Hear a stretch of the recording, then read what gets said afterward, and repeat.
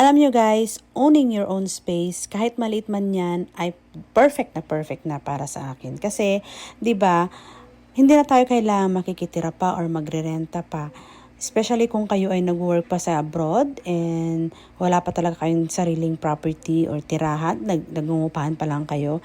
Perfect to para simulan na ang iyong bahay na kahit paunti-unti nahulog nyo and pagbalik nyo ng Pilipinas, may matatawag na kayong iyo. Katulad itong client ko na isang seaman, ayan, bagong bumubuo pa lang sila ng kanilang pamilya, wala pa silang mga anak. So ito yung simula ng kanilang step-by-step progress para magkaroon ng sarili nilang bahay at lupa.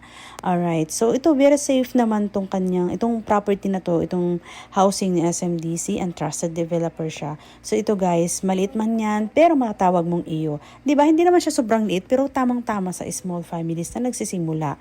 Alright, so ito po ay located in Santa Ignacia, Tarlac. Ayan, may 2-story housing lot na kayo, may parking space pa kayo, may space pa sa likod, pwede kayong mag-garden.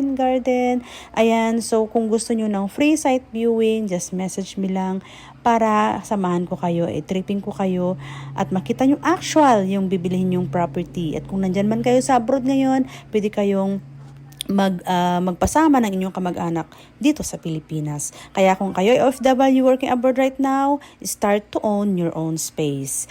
Message me now to get yours.